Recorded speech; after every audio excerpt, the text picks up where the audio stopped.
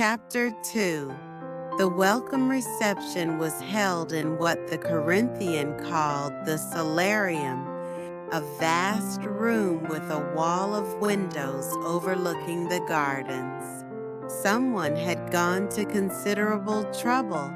There were flowers everywhere, white-jacketed servers, circulating with trays of champagne and hors d'oeuvres, and a small ensemble playing what I recognized as Vivaldi, though they were doing unfortunate things to it.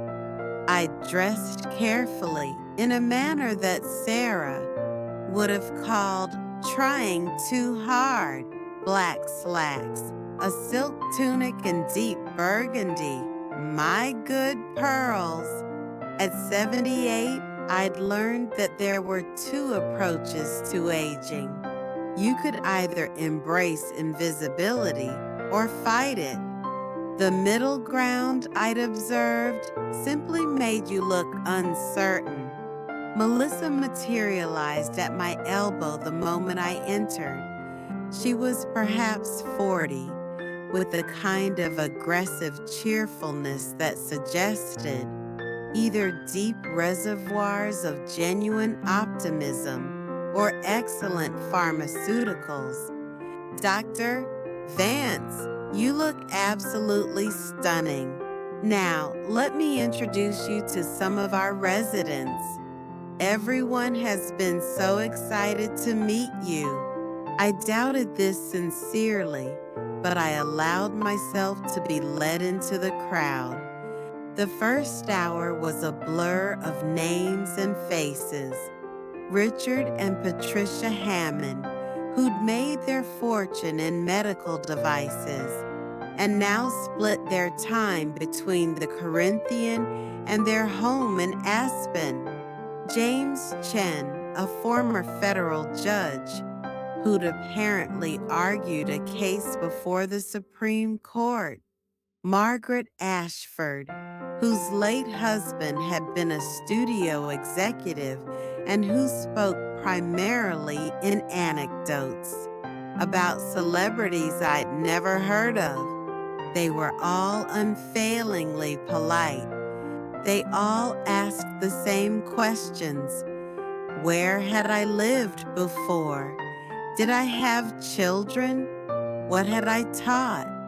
And they all had the same look in their eyes, a kind of rapid assessment that I recognized from 1,000 faculty cocktail parties. They were placing me, categorizing me, deciding whether I was worth cultivating or could be safely ignored. I was beginning to feel a familiar exhaustion, the particular weariness that comes from performing sociability, when I spotted Camilla across the room. She was holding court near the windows, surrounded by a small group that seemed to hang on her every word. She dressed more formally than when she'd visited my apartment, a dove-gray dress that probably cost more than my monthly charges, with a simple strand of pearls that I suspected were real. She caught my eye and smiled, then gently extracted herself from her admirers and made her way toward me. "Surviving?" she asked. "Barely. Come, I'll rescue you with the pretext of introducing you to the power structure." She took my elbow and guided me to a quieter corner. "See that man over there?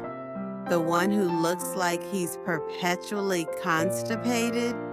I followed her gaze to a tall, thin man with silver hair and an expression of permanent disapproval. "That's Donald Westbrook, old money, though he's spent his life pretending it's older than it actually is. His grandfather made a killing in railroads, which in America counts as aristocracy. He chairs the residents' council and treats it like he's running a small nation. Charming, I said. He's harmless if you don't cross him, which means agreeing with everything he says about maintaining standards. The woman next to him is his wife, Lillian. She's actually quite intelligent, but has spent 60 years pretending otherwise. It's rather tragic. She continued the tour, pointing out former CEOs, retired politicians, a woman who'd been a prima ballerina with the New York City Ballet, a man who'd founded a technology company I'd actually heard of. They were all in their way impressive. They'd all achieved something, contributed something, mattered. And now they were here in this beautiful prison with nothing to do but remember. You're thinking grim thoughts, Camilla said. I can always tell. I'm thinking that this might have been a mistake. Oh, it's definitely a mistake, but it's a very comfortable one. And there are worse things than being surrounded by people who understand that life is essentially a performance. She paused. You know what the Greeks would have called this place? What? Elysium. The place where heroes go when they die. Beautiful, peaceful, perfect, and completely devoid of meaning. Before I could respond, Donald Westbrook appeared at Camilla's side. Up close, he was even more intimidating. Hawk-nosed, ice-blue eyes, the posture of a man accustomed to being obeyed. Camilla, we need to discuss the spring gala. The committee is... He noticed me for the first time. You must be Dr. Vance. Classics, I understand. Princeton. Yes, my son went to Princeton. Class of '82. Perhaps you knew him. Robert Westbrook. I'm afraid not. It's a large university. He looked disappointed, as though my failure to remember his son was a personal failing. Well, I hope you'll be very happy here. Camilla, about the gala. Donald, can it wait? We're in the middle of a reception. The deposit for the orchestra needs to be approved, and you're the only one with signature authority. She sighed. Fine. Doctor Vance, would you excuse me? I'll find you later. I watched her go, noting the slight stiffening of her shoulders, the way her smile became more fixed. For all her apparent power here, she was as much a prisoner as the rest of us. I spent another 30 minutes making polite conversation before I could reasonably escape. As I walked back to my apartment through the Corinthians' hushed corridors, I found myself thinking about Elysium, about heroes and the afterlife. The ancient Greeks had believed that the greatest warriors and the most virtuous mortals would spend eternity in a place of perfect peace, free from pain and struggle. It had always seemed to me a rather depressing reward. Chapter 3. My first week at the Corinthian passed in a haze of orientation activities.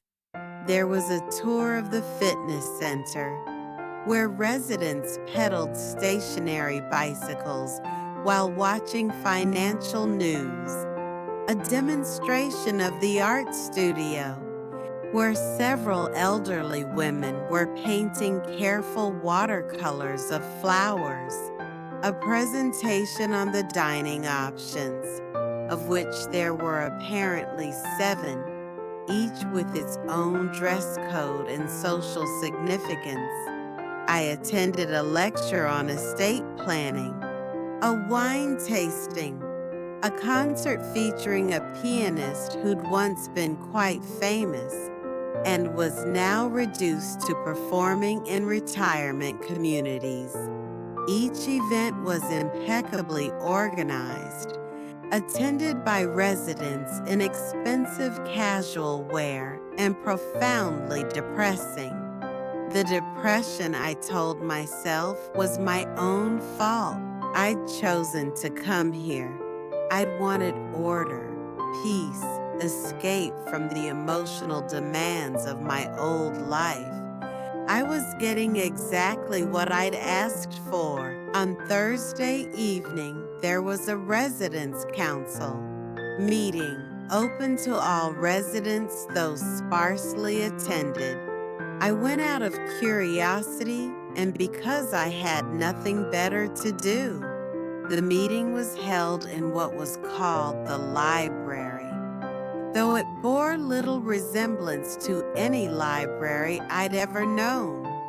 The books on the shelves were clearly decorative, arranged by color rather than subject. There were leather club chairs, mahogany tables, and an elaborate chandelier that would have looked more at home in a European palace. About 30 residents were scattered around the room. Camilla sat at the front table with Donald Westbrook and 3 others I didn't recognize.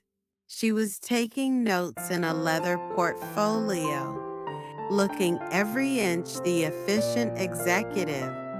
The meeting began with mundane business approval of the previous meeting's minutes, a report on the financial status of the community, excellent as always, a discussion of upcoming events.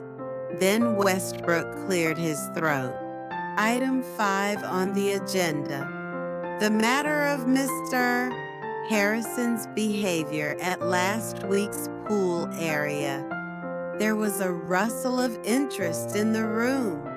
I leaned forward slightly. A woman at the council table spoke up. For those who aren't aware, Mr. Harrison was observed having what witnesses described as a heated argument with his physical therapist near the pool. Several residents complained about the volume and the language used. It was disgraceful, said an elderly woman in the front row. My grandchildren were visiting.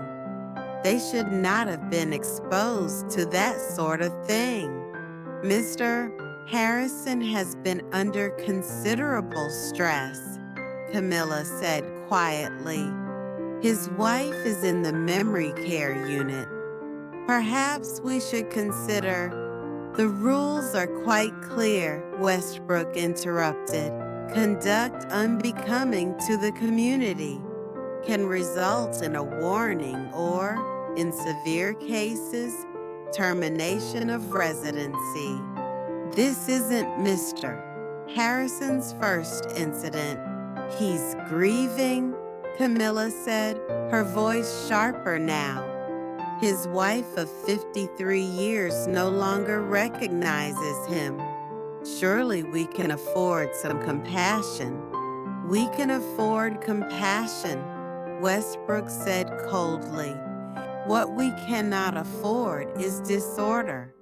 The Corinthian has a reputation to maintain.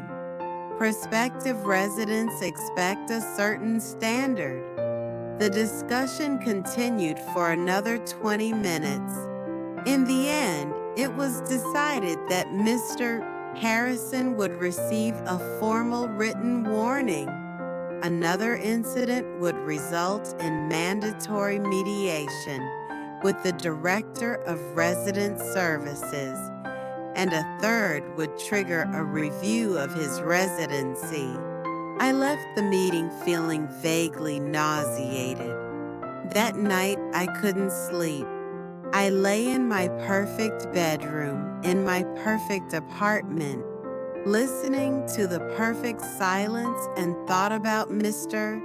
Harrison, whoever he was, shouting at a physical therapist because his wife no longer knew his name. At 2 in the morning, I got up and made tea. I stood at my window, looking out at the grounds, which were lit by tasteful landscape lighting. Everything was beautiful. Everything was controlled. Everything was wrong. I thought of something Aristotle had written, something I'd taught dozens of times. The whole is greater than the sum of its parts. The Corinthian was made up of hundreds of successful, accomplished people.